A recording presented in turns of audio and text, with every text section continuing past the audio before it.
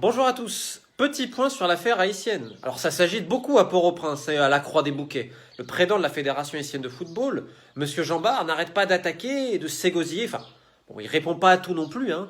En référence à cette interview à Radio Magique 9, on lui a demandé est-ce que vous avez eu des enfants avec des joueuses, etc. Bon, là, il a préféré ne pas répondre. Je sais pas, c'est peut-être un heureux hasard. Mais bref, en tout cas, pour m'insulter, pour m'attaquer, soi-disant, en France, ça, il n'y a pas de problème. Donc, je lui réponds officiellement, hein, attaquez-moi. Ah, mais j'attends que ça. Moi, j'irai au tribunal, je réponds à votre invitation avec grand plaisir.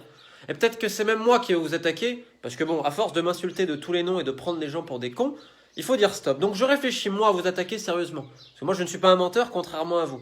Il n'y a pas de complot, de racisme ou que sais-je. Il y a simplement une personne, et d'autres à la Fédération haïtienne de football, qui ont violé, qui ont quitté leur virginité à des enfants de 13, 14, 15 ans, et parfois plus en Haïti. Est-ce que c'est acceptable? Bah non. Et que ça soit en Haïti, en France, au Japon, c'est la même chose, parce qu'on parle d'enfants, et on ne touche pas aux enfants. Donc évidemment qu'on va aller au bout. Et d'ailleurs j'annonce, hein, pour tous ceux qui ont peur, vous inquiétez pas, les publications arrivent en début de semaine.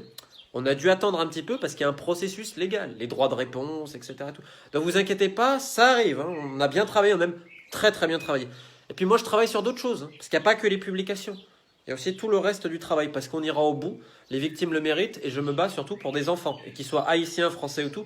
Pour moi c'est la même chose. D'ailleurs j'annonce qu'après cette affaire-là, il y en a d'autres. Colombie, Gabon, j'espère également en France que j'ai un dossier, parce que les enfants, on ne les touche pas. Donc voilà, merci à tous pour votre soutien, et ne vous inquiétez pas, en Haïti, on travaille sur l'affaire, et je terminerai juste en une chose. Dans cette affaire-là, le bourreau essaye de se faire passer pour la victime, et on dirait que la victime devient coupable. Il va falloir remettre les choses à l'endroit, et rappeler que le bourreau, un jour, il va payer. Bien sûr, quand il y aura la punition divine, il connaîtra sans doute les flammes de l'enfer, mais crois-moi, du nom de toutes les victimes que je connais, de toute leur famille, elles attendent qu'une seule chose, c'est que ces gens, parce qu'il n'est pas tout seul, terminent en prison, et qu'en prison, tout le monde soit au courant qu'ils ont violé des adolescents. Vous savez ce que c'est le destin des gens comme ça en prison?